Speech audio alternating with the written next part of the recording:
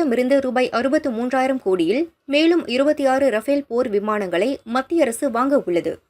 அதன்படி கடற்படைக்கு 22 ஒற்றை இருக்கை கொண்ட விமானங்கள், 4 இரட்டை இருக்கை கொண்ட ரஃபேல் போர் விமானங்கள் வாங்க மத்திய அரசால் முடிவு செய்யப்பட்டு இரு நாட்டு அரசுகளுக்கு இடையே விரைவில் ஒப்பந்தம் கையெழுத்தாகிறது. திருப்பதி காட்பாடு இடையே 1332 கோடி ரூபாயில் இரட்டை ரயில் பாதை அமைக்க மத்திய அரசு ஒப்புதல் அளித்துள்ளதாக அமைச்சர் அஸ்வினி வைஷ்ணவ் கூறியுள்ளார். ஆந்திர மாநில போலீஸ் அதிகாரிகளில் சிலர் கடமை மறந்து முதல்வர் சந்திரபாபுவின் வாட்ச்மேன் போல் செயல்படுவதாக ஒய்எஸ்ஆர் காங்கிரஸ் தலைவரும் முன்னாள் முதல்வருமான ஜெகன்மோகன் குற்றம் சாட்டியுள்ளார். முதல்வரின் வாட்ச்மேன் போல் செயல்படும் போலீசாரை நான் எச்சரிக்கிறேன். சந்திரபாபுவின் ஆட்சி விரைவில் முடிவுக்கு வரும். அதன்பின் சட்டத்தின் பிடியில் நீங்கள் சிக்குவீர்கள். போலீஸ் யூனிஃபார்முக்கான மரியாதையை மறந்து செயல்படும் அதிகாரிகளின் யூனிஃபார்மை கழற்ற நடவடிக்கை எடுப்பேன் என ஜெகன் எச்சரிக்கை விடுத்துள்ளார். இந்தியாவுக்கு எதிராக கடும் வரிகளை விதித்ததற்கு அமெரிக்க அதிபர் டிரம்பிடம் பிரதமர் மோடி வாய் திறக்க மறுக்கிறார். டிரம்பை தன் நண்பர் என கூறும் மோடி இந்த விவகாரத்தில் ஏன் பின்வாங்குகிறார்? இதுகுறித்து எதுவும் பேசாத மோடி பார்லிமென்ட்டில் டிராமா செய்கிறார் என அகமதாபாத்தில் நடந்த காங்கிரஸ் கமிட்டி கூட்டத்தில் லோக்சபா எதிர்க்கட்சித் தலைவர் ராகுல் பேசினார். பார்லிமென்ட்டின் இரு சபைகளிலும் நிறைவேற்றப்பட்ட வக்ஃப் சட்ட திருத்த மசோதா ஜனாதிபதியின் ஒப்புதலுக்கு பின் நாடு முழுதும் சட்டமாக அமலுக்கு வந்தது. இந்நிலையில் புதிய வக்ஃப் மசோதாவை மேற்கு வங்க அரசு பின்பற்றாது என திரிணாமுல் காங்கிரஸைச் சேர்ந்த மேற்கு வங்க முதல்வர் மம்தா பானர்ஜி அறிவித்துள்ளார். மத்திய அரசு இயற்றிய சட்டத்தை பின்பற்ற மாட்டேன் என கூறுவதா? அப்படி இருக்க முடியுமா? சட்டத்தை மதிக்காத மம்தா எப்படி மக்களால் தேர்ந்தெடுக்கப்பட்ட முதல்வராக இருப்பார்? அவரை சர்வாதிகாரியாகத்தான் மக்கள் பார்ப்பர் என மத்திய அமைச்சர் கிரிராஜ் சிங் விமர்சித்துள்ளார். மத்திய அமைச்சர் ஜித்தன் ராம் மாஞ்சியின் மகள் வழி பேத்தி சுஷ்மா பீகாரின் கயா மாவட்டத்தில் வசித்து வந்தார்.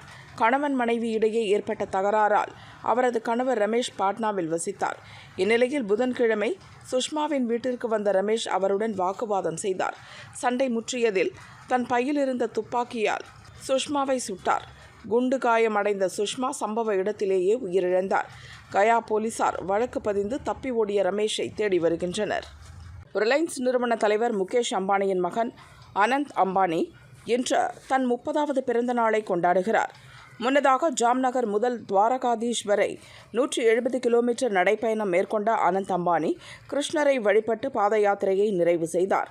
பிறந்த நாளை முன்கூட்டியே வரவேற்கும் வகையில் நேற்று மும்பையில் உள்ள தாதர் சித்தி விநாயகர் கோயிலில் சுவாமி தரிசனம் செய்தார். நீட் தேர்வு விலக்கு அளிக்க முடியாத தேர்வு அல்ல.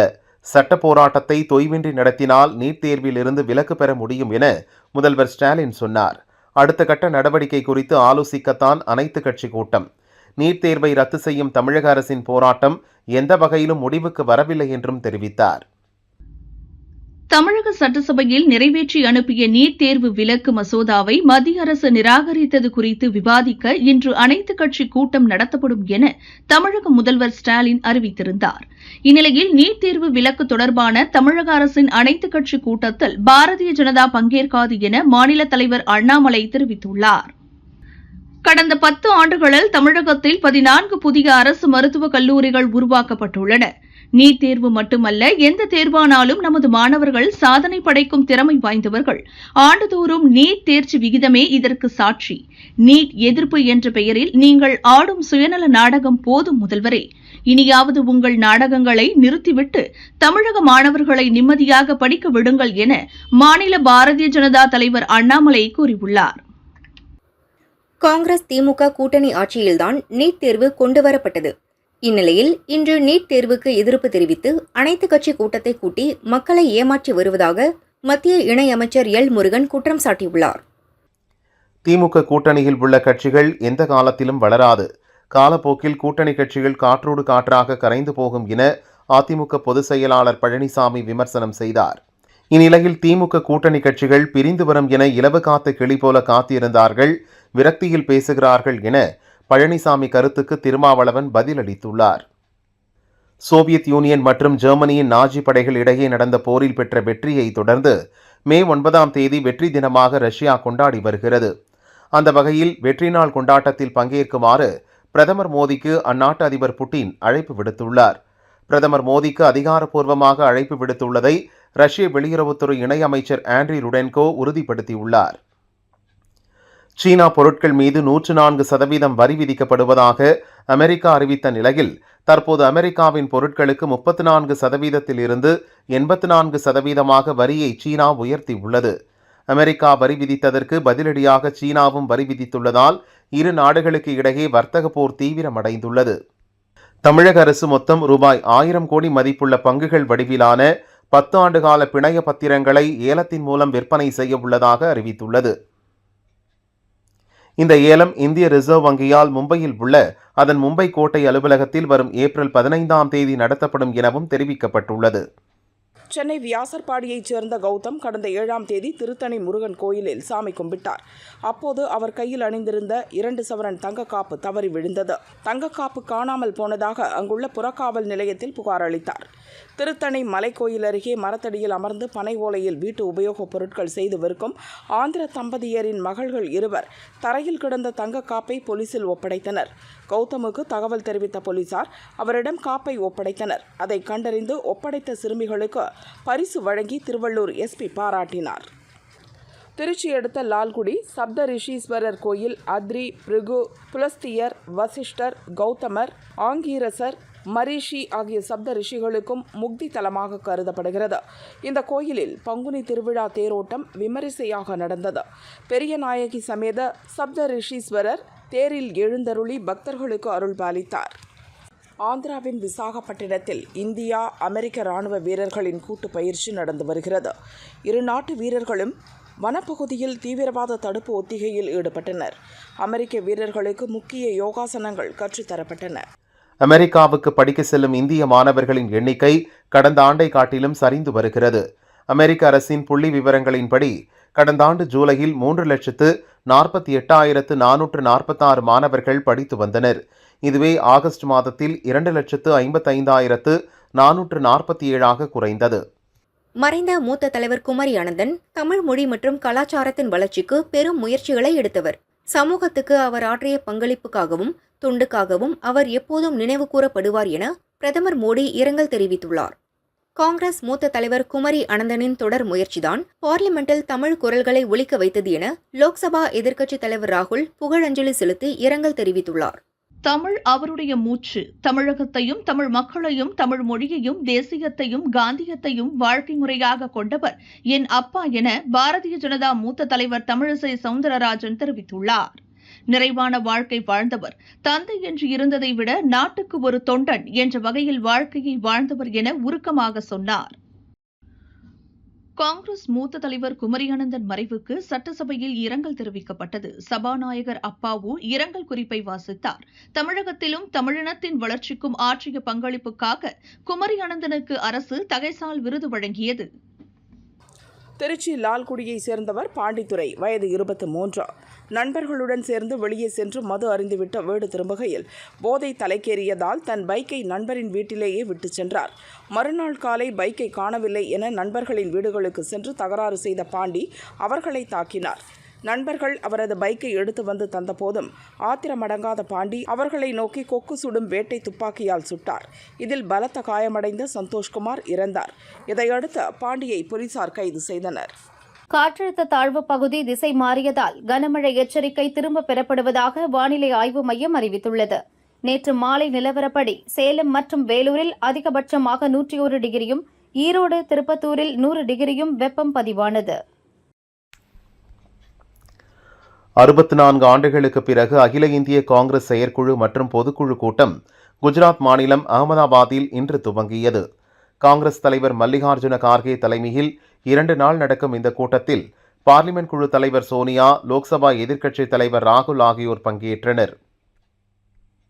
காங்கிரஸ் மூத்த தலைவர் குமரி அனந்தன் காலமானார். அவருக்கு வயது 93. வயது மூப்பு மற்றும் சிறுநீரக பிரச்சினை காரணமாக சென்னை ஹாஸ்பிட்டலில் அட்மிட் செய்யப்பட்டிருந்தார். இந்நிலையில் நேற்றிரவு அவர் காலமானார். அவரது உடல் சென்னை சாலிகிராமத்தில் உள்ள அவரது மகள் தமிழிசை இல்லத்திற்கு கொண்டு செல்லப்பட்டு அஞ்சலிக்காக வைக்கப்பட்டுள்ளது. கடந்த 4ஆம் தேதி சட்டசபையில் பேசிய முதல்வர் ஸ்டாலின், நீட் தேர்வு போராட்டம் இன்னும் முடியவில்லை, மேலும் இது தொடர்பாக அனைத்து சட்டசபை கட்சி தலைவர்களிடமும் கலந்தாலோசனை கூட்டம் வரும் 9ஆம் தேதி சென்னை தலைமை செயலகத்தில் நடக்கும் என்று அறிவித்தார். அதன்படி இன்று மாலை 5 மணிக்கு இந்த கூட்டம் நடக்கிறது. அதிமுக பங்கேற்காது என அக்கட்சியின் பொதுச் செயலாளர் பழனிசாமி தெரிவித்துள்ளார். பாஜகவும் கலந்து கொள்ளாது. திருநெல்வேலி, தூத்துக்குடி, கன்னியாகுமரி மாவட்டங்களின் கடலோர பகுதிகளில் இயற்கை வளமான தாது மணல் கொள்ளை நடந்துள்ளது. அதிலிருந்து தோரியம், கார்னைட் உள்ளிட்ட கனிமங்கள் பிரித்து எடுக்கப்பட்டு வெளிநாடுகளுக்கு கடத்தப்பட்டுள்ளன. இதுகுறித்து சென்னை ஹைகோர்ட் உத்தரவின்படி திருநெல்வேலி மாவட்டத்தைச் சேர்ந்த விவி மினரல்ஸ் உள்ளிட்ட 6 நிறுவனங்கள் மற்றும் 21 பேர் மீது சிபிஐ அதிகாரிகள் வழக்கு பதிவு செய்து விசாரித்து வருகின்றனர். அவர்களின் வீடு, அலுவலகங்களில் சோதனை நடத்தி முக்கிய ஆவணங்களையும் பறிமுதல் செய்துள்ளனர். திருச்சி வருண்குமார் எஸ்பி குறித்து தரக்குறைவாகவும் அவதூறாகவும் பேசியதாக நாம் தமிழர் கட்சி தலைமை ஒருங்கிணைப்பாளர் சீமான் மீது வழக்கு பதிவு செய்யப்பட்டது. வழக்கு தொடர்பாக திருச்சி 4வது மாஜிஸ்ட்ரேட் நீதிமன்றத்தில் சீமான் நேற்று ஆஜரானார். தொடர்ந்து வழக்கு விசாரணை வரும் 29க்கு தள்ளி வைக்கப்பட்டது. உக்ரைன் மீது போர் தொடர்ந்த ரஷ்யா தாக்குதல் நடத்தி வருகிறது. போரில் ரஷ்ய ராணுவத்தில் பல்வேறு நாடுகளைச் சேர்ந்த கூலிப்படையினர் ஈடுபடுவதாக நீண்ட காலமாக புகார் உள்ளது. இந்நிலையில் ரஷ்ய ராணுவத்துக்காக போரிட்ட சீனர்கள் 2வரை உக்ரைன் ராணுவம் கைது செய்துள்ளது. திருச்சி மாவட்டம் லால்குடி அருகே அன்பில் கிராமம் மாரியம்மன் கோயில் பங்குனி தேர் திருவிழா விமரிசையாக நடைபெற்றது. தேரில் அம்மன் சிறப்பு அலங்காரத்தில் எழுந்தருளினார். ஏராளமான பக்தர்கள் கலந்து கொண்டு தேரை வடம் பிடித்து இழுத்தனர்.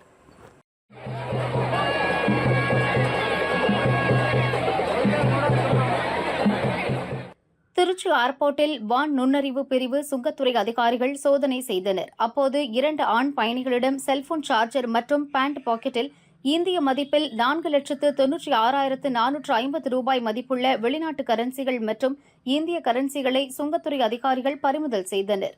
பின் இருவரையும் கைது செய்து விசாரணை நடத்தி வருகின்றனர். ராமநாதபுரம் மாவட்டம் கடாலடியில் 280 ஆண்டுகளுக்கு முன்பு சிவகுமார சேதுபதி ஆட்சியில் அவருடைய பாளையக்காரரான சாயல்குடி ஜமீன்தார் பிராமணருக்கு அக்ரஹாரம் ஏற்படுத்தி கொடுத்த செப்பு பட்டயம் கண்டுபிடிக்கப்பட்டுள்ளது. ராணிப்பேட்டை மாவட்டம் சோளிங்கர் லட்சுமி நரசிம்ம சுவாமி கோயிலில் ஏகாதசியை முன்னிட்டு பக்தோசி பெருமாள் ஸ்ரீதேவி பூதேவி சுவாமிக்கு சிறப்பு பூஜை, அபிஷேகம், அலங்காரம் செய்யப்பட்டு மகா தீபாராதனைகள் நடைபெற்றது. மங்கள வாத்தியங்கள் முழங்க சுவாமி தங்க கேடயத்தில் எழுந்தருளி பக்தர்களுக்கு காட்சியளித்தார். தொடர்ந்து வீதியுலா வந்து பக்தர்களுக்கு அருள் பாலித்தார். திரளான பக்தர்கள் கலந்து கொண்டனர்.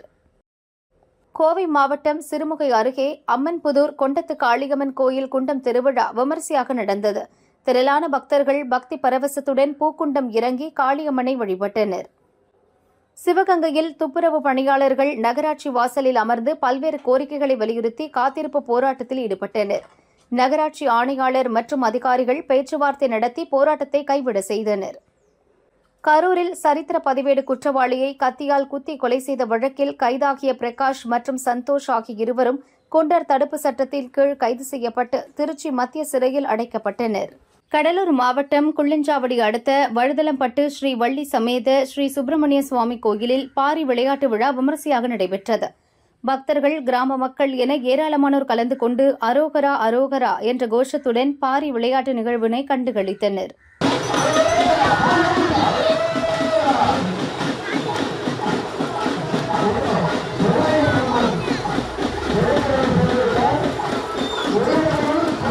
சென்னையில் இன்று ஆபரண தங்கத்தின் விலை ஒரே நாளில் 1480 ரூபாய் உயர்ந்து ஒரு சவரன் 67,280 ரூபாய்க்கு விற்பனையாகிறது. 1 கிராம் 8,410 ரூபாய்க்கு விற்கப்படுகிறது. ஒரே நாளில் முற்பகலில் 520 ரூபாயும் பிற்பகலில் 960 ரூபாயும் உயர்ந்துள்ளதால் நகைப்பிரியர்களிடையே பெரும் அதிர்ச்சியை ஏற்படுத்தியுள்ளது. வெள்ளி கிராமுக்கு 2 ரூபாய் உயர்ந்து 1 கிராம் 104 ரூபாய்க்கு விற்பனை செய்யப்படுகிறது. காங்கிரஸ் மூத்த தலைவர் குமரி அனந்தன் உடல் அரசு மரியாதையுடன் அடக்கம் செய்யப்படும் என முதல்வர் ஸ்டாலின் தெரிவித்துள்ளார். அவருடைய பெருவாழ்வை போற்றிடும் வகையில் அரசு மரியாதையுடன் அவருக்கு பிரியாவிடை அளிக்கப்படும் என கூறினார். தென்காசியில் மாவட்ட நீதிமன்ற நீதிபதிகள் மற்றும் வழக்கறிஞர்கள், சட்டக்கல்லூரி மாணவ மாணவிகள் கலந்து கொண்ட சமரச விழிப்புணர்வு பேரணி நடைபெற்றது. மாவட்ட நீதிமன்ற வழக்கறிஞர்கள் மற்றும் தங்கப்பழம் சட்டக்கல்லூரி மாணவ மாணவிகள் 100க்கும் மேற்பட்டோர் கலந்து கொண்டனர். புதுச்சேரி சாலை போக்குவரத்து கழகத்தில் பணிபுரியும் அனைத்து கான்ட்ராக்ட் டிரைவர்கள் மற்றும் கண்டக்டர்கள் தொடர் வேலைநிறுத்த போராட்டத்தில் ஈடுபட்டுள்ளனர். உள்ளூர் மற்றும் வெளிமாநில பேருந்துகள் இயக்கப்படாமல் நிறுத்தப்பட்டுள்ளது. சென்னை மண்ணடி முத்தியால்பேட்டையில் உள்ள பழமை வாய்ந்த மல்லிகேஸ்வரர் கோயிலில் பங்குனி மாத தேரோட்டம் விமர்சையாக நடைபெற்றது. ஏராளமான பக்தர்கள் வடம் பிடித்து இழுத்து சுவாமி தரிசனம் செய்தனர்.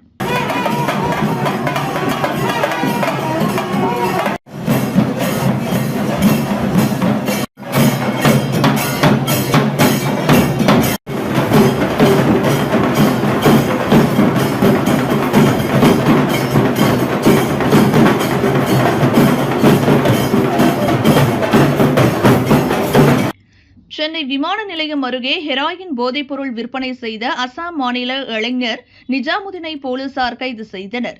அவனிடம் இருந்து 1.5 லட்சம் மதிப்புடைய 13 கிராம் ஹெராயின் பறிமுதல் செய்யப்பட்டது. வடசென்னை காசிமேடு மீன்பிடி சந்தை பகுதியில் நள்ளிரவு மீன் விற்பனை களை கட்டியது. வியாபாரிகள் பலர் மீன் வாங்க குவிந்தனர். இந்நிலையில் சந்தையில் திடீரென மின்தடை ஏற்பட்டது. இதனால் செல்போனின் டார்ச் வெளிச்சத்தில் வியாபாரம் நடைபெற்றது.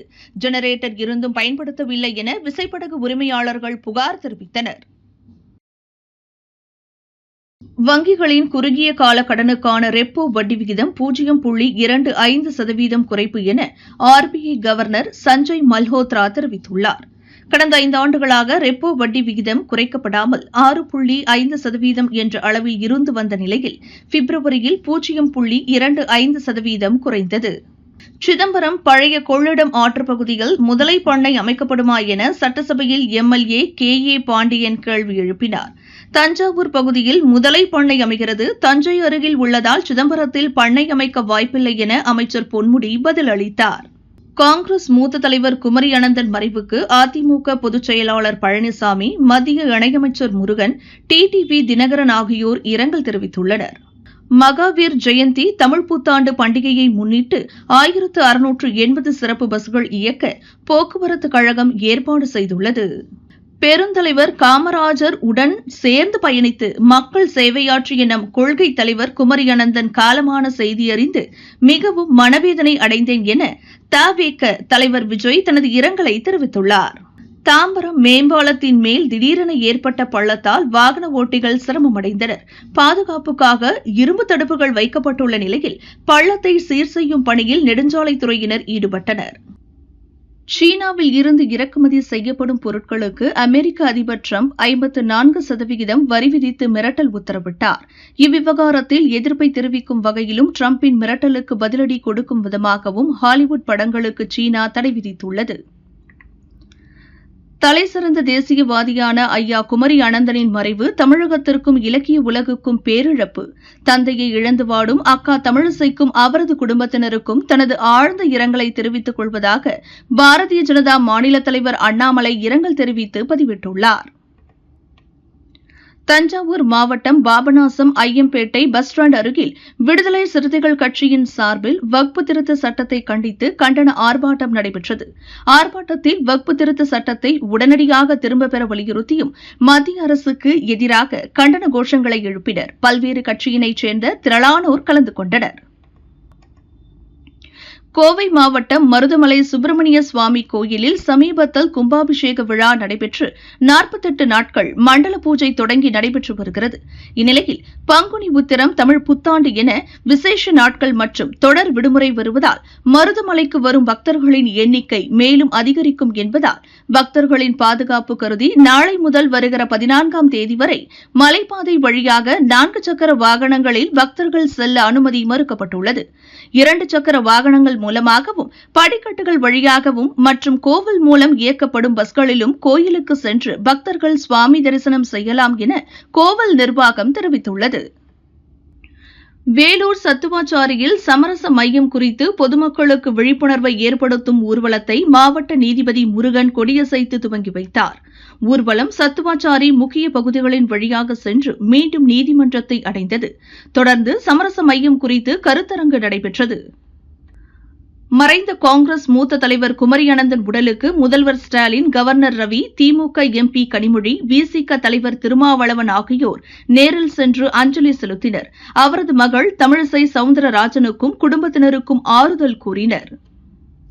சேலம் மாவட்டம் கெங்கவல்லி அருகே பெற்றோரை தாக்கிவிட்டு அவர்கள் கண்முன்னே மகளை காரில் வந்த ஒரு கும்பல் வலுக்கட்டாயமாக கடத்தி சென்றுள்ளது.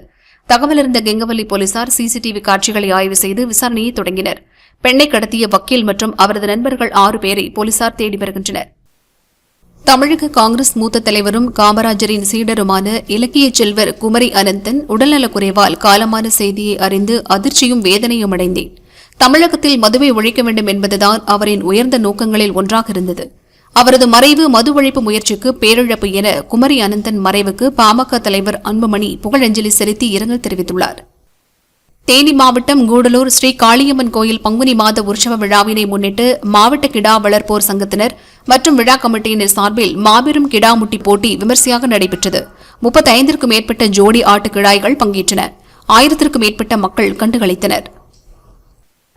புதுச்சேரியில் அரசு சாலை போக்குவரத்து கழகம் சார்பில் ஓடும் அனைத்து பஸ்களையும் நிறுத்தி 250க்கும் மேற்பட்ட டிரைவர்கள் மற்றும் கண்டக்டர்கள் வேலைநிறுத்த போராட்டத்தில் ஈடுபட்டுள்ளனர்.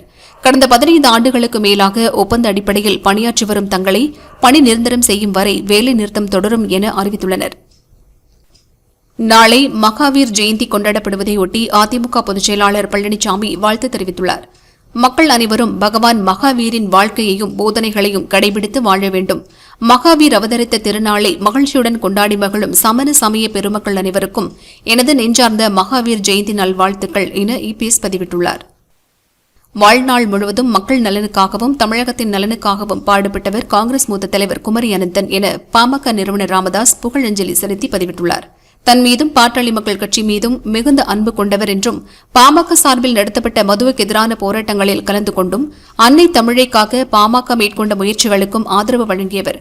அவரை இழந்து வாடும் அவரது மகள் தமிழிசை உள்ளிட்ட குடும்பத்தினர், நண்பர்கள், காங்கிரசார் உள்ளிட்ட அனைவருக்கும் எனது ஆழ்ந்த இரங்கலையும் அனுதாபங்களையும் தெரிவித்துக் கொள்கிறேன் என தெரிவித்துள்ளார். கிருஷ்ணகிரி மாவட்டம் தேன்கனிக்கோட்டை அருகே காட்டு யானை கூட்டத்தை வனத்துறையினர் பட்டாசு வெடித்து விரட்டியபோது 30 அடி ஆழ கிணற்றுக்குள் ஒரு ஆண் யானை, குட்டி யானையும் தவறி விழுந்தன. வனத்துறையினர் நீண்ட நேரம் போராடி 2 யானைகளையும் மீட்டனர். கிணற்றை விட்டு வெளியேறிய யானைகள் வனத்திற்குள் சென்றன. கவர்னருக்கு எதிராக உச்சநீதிமன்றம் வழங்கிய தீர்ப்பை கொண்டாடும் வகையில் திமுக வழக்கறிஞர் அணியினர் திருப்பூர் நீதிமன்ற வளாகத்திற்குள் பொதுமக்களுக்கு இனிப்பு வழங்கி மகிழ்ந்தனர். கோவை தடாகம் நோக்கி வந்த ஆம்னி கார் ஒன்று வரப்பாளையம் பிரிவு அருகே டிரைவரின் கட்டுப்பாட்டை இழந்து ஒரு வீட்டின் சுவரில் மோதி விபத்துக்குள்ளானது. காரை ஓட்டி வந்த செல்வராஜுக்கு தலையில் பலத்த காயம் ஏற்பட்டது. கோவை அரசு மருத்துவமனையில் சிகிச்சை பெற்று வந்த நிலையில் சிகிச்சை பலனின்றி இறந்தார். ஆம்னி கார் சுவற்றில் மோதும் சிசிடிவி காட்சி வெளியாகி அதிர்ச்சியை ஏற்படுத்தியுள்ளது. தடாகம் போலீசார் விசாரிக்கின்றனர். ஓசூரில் நடந்த போதைப்பொருள் ஒழிப்பு விழிப்புணர்வு பேரணியை ஓசூர் சப் கலெக்டர் பிரியங்கா கொடியசைத்து துவக்கி வைத்தார். இதில் 500க்கும் மேற்பட்ட கல்லூரி மாணவ மாணவிகள் மற்றும் தன்னார்வலர்கள் கலந்து கொண்டு பதாகைகளை ஏந்தியபடி ஊர்வலமாக சென்று பொதுமக்களிடையே விழிப்புணர்வை ஏற்படுத்தினர். சிலிண்டர் விலை உயர்வை கண்டித்து புதுச்சேரியில் மகிழா காங்கிரசார் சிலிண்டருக்கு மாலை அணிவித்தும் சிலிண்டர் விறகுகளை தலையில் வைத்தும் நூதன போராட்டத்தில் ஈடுபட்டனர். மத்திய அரசை கண்டித்து கண்டன கோஷம் எழுப்பினர். வேலூரில் உள்ள ஊரிசு கல்லூரியில் பட்டதாரி பெண்ணுக்கு பாலியல் தொல்லை அளித்ததாக கல்லூரி துணை முதல்வர் அன்பழகனை போலீசார் நேற்று அதிகாலை கைது செய்தனர். இன்று கோர்ட்டில் ஆஜர்படுத்தப்பட்டார். அவருக்கு 15 நாள் நீதிமன்ற காவல் வழங்கப்பட்டதை அடுத்து அன்பழகன் போலீஸ் பாதுகாப்புடன் வேலூர் ஆண்கள் மத்திய சிறையில் அடைக்கப்பட்டார். கள்ளக்குறிச்சி மாவட்டம் உளுந்தூர்பேட்டை அருகே பேருந்து நடத்துனர் டிக்கெட் பரிசோதகரிடையே நடந்த மோதல் குறித்த வீடியோ வெளியானது. இந்த நிலையில் நடத்துனர் சுபாஷ் சந்திர போஸுக்கு அதே வழித்தடத்தில் பணி வழங்காமல் நிர்வாக அதிகாரிகள் இழுத்தடித்து வேலையின்மை செய்து வருவதாக புகார் எழுந்துள்ளது. புதுச்சேரி சாலை போக்குவரத்து கழகத்தில் பணிபுரியும் அனைத்து ஒப்பந்த ஓட்டுநர்கள் மற்றும் நடத்துனர்கள் இன்று முதல் தொடர் வேலைநிறுத்த போராட்டத்தில் ஈடுபட்டுள்ளனர். இதன் காரணமாக உள்ளூர் மற்றும் வெளிமாநில பேருந்துகள் இயக்கப்படாமல் நிறுத்தி வைக்கப்பட்டுள்ளது. ஒரகடத்தில் டிக்சன் டெக்னாலஜிஸ் நிறுவனம் புதிய ஆலையை அமைக்கிறது. தமிழக அரசும் டிக்சன் டெக்னாலஜிஸ் நிறுவனத்திற்கும் இடையே ஒப்பந்தம் கையெழுத்தாகியுள்ளது. கமுதி ஸ்ரீ முத்துமாரியம்மன் கோயில் பங்குனி பொங்கல் விழாவில் உடல் முழுவதும் சகதி பூசி சேத்தாண்டி வேடம் அணிந்து வீதி உலா வந்து நடனமாடி தங்களது வினோத நேர்த்திக்கடனை பக்தர்கள் செலுத்தினர். 100க்கும் மேற்பட்ட கிராமங்களிலிருந்து பக்தர்கள் தங்களது நேர்த்திக்கடனை நிறைவேற்றினர். திருச்சி மாவட்ட ஊரக வளர்ச்சித்துறை வளர்ச்சிப் பணிகள் முன்னேற்றம் தொடர்பாக மாவட்ட நிலை அலுவலர்களின் மீது கலெக்டர் பணியிலிருந்து விடுவித்து தற்காலிக பணி நீக்கம் செய்துள்ளார். இதை கண்டித்து திருச்சி மாவட்ட ஊரக வளர்ச்சித்துறை கூட்டமைப்பு சார்பில் முசிறி ஊராட்சி ஒன்றிய அலுவலகத்தில் 13 பெண் ஊழியர்கள் உட்பட 37 பேர் தற்செயல் விடுப்பு போராட்டத்தில் ஈடுபட்டுள்ளனர். உத்தரப்பிரதேச முதல்வர் யோகி ஆதித்யநாத்தை நடிகரும் இயக்குநருமான பிரபுதேவா நேரில் சந்தித்துள்ளார். மோகன் பாபு, விஷ்ணு மஞ்சு, பிரபுதேவா ஆகியோர் என கண்ணப்பா படக்குழு முழுவதுமாக யோகி ஆதித்யநாத்தை சந்தித்துள்ளனர். ஊபி மாநிலத்தில் கண்ணப்பா படத்தை திரையிடுவது குறித்து ஆலோசித்ததாக கூறப்படுகிறது. கோவை மாவட்ட நீதிமன்ற வளாகத்தில் நடந்த சமரச தீர்வு தினம் கொண்டாட்டத்தில் கலந்து கொண்ட மாவட்ட முதன்மை நீதிபதி விஜயா விழிப்புணர்வு பலகையினை திறந்து வைத்தார். அதன் பிறகு சமரசம் தொடர்பான விழிப்புணர்வு வாகனத்தை துவக்கி வைத்தார். இந்த நிகழ்ச்சியில் 100க்கும் மேற்பட்ட வழக்கறிஞர்கள் பங்கேற்றனர். திருப்பூர் கலெக்டர் அலுவலகம் எதிரே வரும் 11ஆம் தேதி அரசு அச்சகம் திறக்கப்பட உள்ள நிலையில் அதற்கான பணிகளை கலெக்டர் கிறிஸ்துராஜ் மற்றும் கார்ப்பரேஷன் கமிஷனர் ராமமூர்த்தி ஆகியோர் நேரில் பார்வையிட்டனர். திருப்பூர், கோவை, ஈரோடு உள்ளிட்ட மாவட்டங்களுக்கு தேவையான அரசு படிவங்கள் மற்றும் அறிக்கைகள் இங்கு தயார் செய்யப்பட உள்ளதாக தெரிவிக்கப்பட்டுள்ளது. கரூர் சுங்ககேட் பகுதியில் உள்ள தனியார் விடுதியில் சட்டவிரோதமாக யானை தந்தத்தை விற்பனைக்காக பதுக்கி வைத்திருந்த பெண் உட்பட 6 பேரை போலீசார் கைது செய்தனர். அவர்களிடமிருந்து 20 லட்சம் ரூபாய் மதிப்பிலான 3.5 கிலோ யானை தந்தத்தை பறிமுதல் செய்தனர். அமைச்சர் செந்தில் பாலாஜிக்கு எதிரான சட்டவிரோத பணப்பரிமாற்ற தடை சட்ட வழக்கில் தலைமறைவாக இருந்த அமைச்சர் செந்தில் பாலாஜியின் சகோதரர் அசோக்குமார் சென்னை முதன்மை அமர்வு நீதிமன்றத்தில் ஆஜரானார். அசோக்குமார் மற்றும் அவரது உதவியாளர்களுக்கு ஏற்கனவே சம்மன் அனுப்பிய நிலையில் இன்று நேரில் ஆஜராகினர். இன்னும் ஓராண்டுக்குள் திமுகவை மக்கள் மாற்றப் போகிறார்கள் என பாஜக மாநில பொதுச் செயலாளர் ராமசீனிவாசன் தெரிவித்தார். திமுக இல்லாத புதிய அரசுக்கு கவர்னர் ரவி பதவி பிரமாணம் செய்து வைத்த பின்புதான் அவர் போவார். அதற்குள் கவர்னரை மாற்று என்ற பேச்சுக்கே இடம் கிடையாது என்றும் கூறினார். திருப்பூர் மாநகராட்சி நெருப்பெரிச்சல் பொம்மநாயக்கன் பாளையம் பகுதியில் பிரதான சாக்கடை குழாய் உடைப்பு ஏற்பட்டு சாலையின் நடுவே பிளவு ஏற்பட்டு கழிவுநீர் வழிந்தோடியது. அப்பகுதியில் அதிக துர்நாற்றம் வீசுவதுடன் அவ்வழியாக செல்லும் வாகன ஓட்டிகள் பெரிதும் அவதிக்குள்ளாகினர். சம்பந்தப்பட்ட அதிகாரிகள் விரைந்து அடைப்பை சரி செய்ய நடவடிக்கை எடுக்க வேண்டும் என அப்பகுதி மக்கள் கோரிக்கை விடுத்தனர். மத்திய உள்துறை அமைச்சர் அமித்ஷா நாளை இரவு 10:20 மணிக்கு சென்னை வருவதாக தகவல் வெளியாகி உள்ளது. ஏப்ரல் 11ஆம் தேதி காலை 10 மணி முதல் மாலை 4:20 மணி வரை அவரை பல்வேறு தரப்பினர் சந்திக்க நேரம் ஒதுக்கப்பட்டுள்ளது என்றும் பாஜக மாநில தலைவர் மாற்றம், கூட்டணி உள்ளிட்ட விவகாரங்கள் குறித்து கட்சியினருடன் ஆலோசிக்க வாய்ப்புள்ளதாக கூறப்படுகிறது. தமிழகம் மற்றும் புதுச்சேரியில் வரும் 15ஆம் தேதி வரை மிதமான மழைக்கு வாய்ப்பு உள்ளது என வானிலை ஆய்வு மையம் தெரிவித்துள்ளது. அதேபோல் கோவை, நீலகிரி, தேனி, தென்காசி மாவட்டங்களில் இன்றும் நாளையும் கனமழைக்கு வாய்ப்புள்ளது. தமிழகத்தில் அதிகபட்ச வெப்பநிலை 2 முதல் 3 டிகிரி செல்சியஸ் உயரக்கூடும் என்றும் அறிவித்துள்ளது. திருப்பத்தூர் கலெக்டர் அலுவலக வளாகத்தில் பல்வேறு கோரிக்கைகளை வலியுறுத்தி வருவாய்த்துறை கிராம உதவியாளர்கள் உண்ணாவிரத போராட்டத்தில் ஈடுபட்டனர். மயிலாடுதுறை மாவட்டம் சீர்காழி அடுத்த திருக்கருகாவூர் கிராமத்தில் 9 சமூகத்தினருக்கு சொந்தமான 400 ஆண்டுகள் பழமையான சுடுகாட்டில் 15 லட்சம் ரூபாய் மதிப்பீட்டில் மேம்பாட்டு பணிகள் நடக்கிறது. இதற்கு எதிர்ப்பு தெரிவித்து மேம்பாட்டு பணிகளை தடுத்து நிறுத்த முயன்ற 100க்கும் மேற்பட்டோரை போலீசார் கைது செய்தனர். வேலூர் மாவட்டம் பேர்ணாம்பட்டில் எருக்கம்பட்டு கிராமத்தில் மனு நீதி நாள் முகாமானது கலெக்டர் சுப்பலட்சுமி தலைமையில் நடைபெற்றது. இதில் 49,51,51,000 ரூபாய் மதிப்பிலான நலத்திட்ட உதவிகளை கலெக்டர் சுப்பலட்சுமி வழங்கினார். மக்களிடம் மனுக்களை பெற்றார். காஞ்சிபுரம் அடுத்த ஊத்துக்காடு கிராமத்தில் 1500 ஆண்டு பழமையான மகாலிங்கேஸ்வரர் கோயிலில் 12 ஆண்டுகளுக்கு பிறகு கும்பாபிஷேகம் இன்று வெகு விமரிசையாக நடைபெற்றது. கவர்னருக்கு எதிராக வந்த தீர்ப்பு முதல்வருக்கும் தமிழக மக்களுக்கும் கிடைத்த வெற்றி. இந்த தீர்ப்பு செவிலில் அறைந்து பாடம் புகட்டும் வகையில் உள்ளதாக விடுதலை சிறுத்தைகள் கட்சி தலைவர் திருமாவளவன் தெரிவித்துள்ளார். திமுகவின் கொத்தடிமைகளான கூட்டணி கட்சிகளுக்கு மக்கள் பாடம் புகட்டுவார்கள். சூட்கேஸ் வாங்கிக் கொண்டு அடிமையாக இருப்பவர்களை மக்கள் ஓட ஓட விரட்டி அடிப்பார்கள் என முன்னாள் அமைச்சர் வைகை செல்வன் கூறினார். தமிழக சட்டசபைக்கு அடுத்த 5 நாட்கள் விடுமுறை அளிக்கப்பட்டுள்ளது. நாளை மகாவீர் ஜெயந்தி அரசு விடுமுறை நாள் என்பதால் சட்டசபை கூட்டம் இல்லை. 11ஆம் தேதி சட்டசபைக்கு மட்டும் விடுமுறை விடப்பட்டுள்ளது. 12 மற்றும் 13ஆம் தேதிகள் சனி மற்றும் ஞாயிற்றுக்கிழமை என்பதால் சட்டசபை கூட்டம் கிடையாது. 14ஆம் தேதி தமிழ் புத்தாண்டு மற்றும் அம்பேத்கர் பிறந்த தினம் என்பதால் விடுமுறை அளிக்கப்பட்டுள்ளது. சிங்கப்பூரில் பள்ளியில் ஏற்பட்ட தீ விபத்தில் ஆந்திர துணை முதல்வர் பவன் கல்யாணின் மகன் மார்க் சங்கர் கை கால்களில் படுகாயமடைந்த நிலையில் சிகிச்சை அளிக்கப்பட்டு வருகிறது. இந்நிலையில் சிங்கப்பூர் மருத்துவமனையில் சிகிச்சை பெற்று வரும் மகன் மார்க் சங்கரை பவன் கல்யாண் இன்று சந்தித்தார். மேலும் மகனின் உடல்நிலை குறித்து டாக்டர்களிடம் விசாரித்தார். சென்னையில் பிரசித்தி பெற்ற மயிலாப்பூர் கபாலீஸ்வரர் கோயிலின் பங்குனி உத்திர உற்சவம் கடந்த 3ஆம் தேதி தொடங்கியது. இன்று தேரோட்டம் நடந்தது. திரளான பக்தர்கள் தேர் இழுத்து சாமி தரிசனம் செய்தனர். முக்கிய நிகழ்வான 63 திருவிழா நாளை மாலை நடக்கிறது. சென்னை மண்ணடி மல்லீஸ்வரர் கோயிலின் தேரோட்டத்தின் போது குடை மற்றும் கலசம் மரக்கிளையில் மாட்டிக்கொண்டது. இதனால் பக்தர்கள் அதிருப்தி அடைந்தனர். விழா காலங்களின் போது மரக்கிளைகளை அதிகாரிகள் அகற்றி நடவடிக்கை எடுக்க வேண்டும் என கோரிக்கை விடுத்தனர். ஆந்திராவில் கியா தொழிற்சாலையில் ஒரே நேரத்தில் 900 கார் என்ஜின்கள் திருடப்பட்ட சம்பவம் பரபரப்பை ஏற்படுத்தியுள்ளது.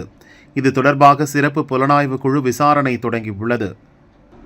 சின்னத்திரை காமெடி நடிகர் ஆண்டனி நுரையீரல் தொற்றால் பாதிக்கப்பட்டு சிகிச்சை பெற்று வந்தார். அவரது உடல்நிலை மோசமடைந்த நிலையில் இன்று காலை சிகிச்சை பலனின்றி ஆண்டனி காலமானார்.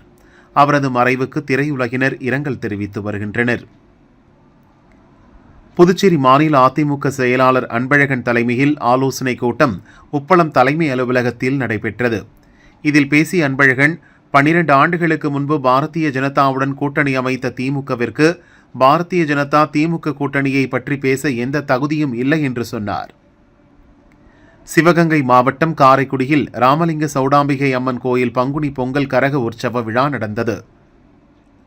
இதில் பக்தர்கள் இரு கைகளில் வைத்திருந்த கத்தி கொண்டு உடலில் கத்தி போட்டு அம்மனை பக்தி பரவசத்துடன் அழைத்து கத்தி போடும் நிகழ்ச்சி நடைபெற்றது. திண்டுக்கல் மாவட்டம் வேடசந்தூர் அருகே சேவல் பந்தயத்தில் பணம் வைத்து சூதாடிய வழக்கில் 5 பேர் கைது செய்யப்பட்டுள்ளனர். மேலும் அவர்களிடமிருந்து 1,60,240 ரூபாய் பறிமுதல் செய்யப்பட்டுள்ளது. மேலும் 3 இருசக்கர வாகனங்கள், 6 செல்போன்கள் பறிமுதல் செய்த கூம்பூர் காவல்துறையினர் விசாரணை மேற்கொண்டு வருகின்றனர். தஞ்சை நடுக்காவேரி காவல் நிலையத்தில் தினேஷ் என்பவர் மீது பொய் வழக்கு பதிந்திருப்பதாக கூறி அவரது சகோதரிகள் கீர்த்திகா, மேனகா ஆகியோர் புகார் கூறினர். தங்களையும் காவல் ஆய்வாளர் ஷர்மிளா தரக்குறைவாக பேசியதாக கூறி காவல் நிலையம் முன்பு விஷம் குடித்தனர். இதில் கீர்த்திகா இறந்த நிலையில் அவரது உறவினர்கள் தஞ்சை அரசு மருத்துவமனை முன்பு திரண்டதால் பரபரப்பு ஏற்பட்டது. கட்சி பணிகளுக்கு உதவாதவர்கள் ஓய்வெடுக்க வேண்டும், தங்கள் பொறுப்புகளை நிறைவேற்றாதவர்கள் ஓய்வு பெற வேண்டுமென குஜராத்தில் நடந்த செயற்குழு கூட்டத்தில் காங்கிரஸ் மூத்த தலைவர் மல்லிகார்ஜுன கார்கே தெரிவித்துள்ளார். நடிகை ரகுல் பிரீத் சிங் தமிழ், தெலுங்கு, ஹிந்தி ஆகிய மொழி படங்களில் நடிக்கிறார்.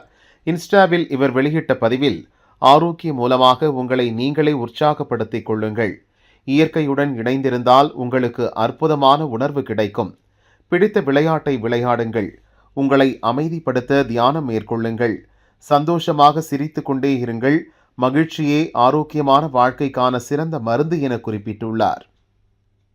ராஜீவ் மேனன் இயக்கத்தில் மம்முட்டி, அஜித், ஐஸ்வர்யா ராய், தபு ஆகியோர் நடிப்பில் 2000 வெளியான படம் கண்டுகொண்டேன். அந்த சமயம் இப்படம் வரவேற்பை பெற்றது. ஏஆர் ரஹ்மானின் பாடல்களும் ரசிகர்களை கவர்ந்தது. 25 ஆண்டுகளுக்கு பின் இந்த படத்தை டிஜிட்டல் மெருகேற்றி அஜித் பிறந்த நாளான மே 1 அன்று ரீரிலீஸ் செய்யும் பணிகள் நடக்கின்றன. சந்தானம் நடித்து 2016 வரவேற்பை பெற்ற காமெடி கலந்த பேய் படம் தில்லுக்கு துட்டு. இதன் 2ஆம் பாகம் தில்லுக்கு துட்டு 2 என்ற பெயரிலும் 3ஆம் பாகம் டிடி ரிட்டர்ன்ஸ் என்ற பெயரிலும் அடுத்தடுத்து வெளியாகின. தற்போது டிடி நெக்ஸ்ட் லெவல் படம் உருவாக்கி உள்ளது. சந்தானம் நடிக்க பிரேம் ஆனந்த் இயக்கியுள்ளார். இவருடன் கௌதம் மேனன், செல்வராகவன் ஆகியோர் முதன்மை வேடத்தில் நடித்துள்ளனர். படப்பிடிப்பு முடிந்து மற்ற பணிகள் நடந்து வரும் சூழலில் மே 16 ரிலீஸ் என அறிவித்துள்ளனர். மதுரையை சேர்ந்த இயக்குனர் சசிகுமார் சினிமாவிற்காக சென்னையில் குடியேறினார். ஒரு கட்டத்தில் சென்னையை விட்டு மதுரையிலேயே குடியேறிவிட்டார்.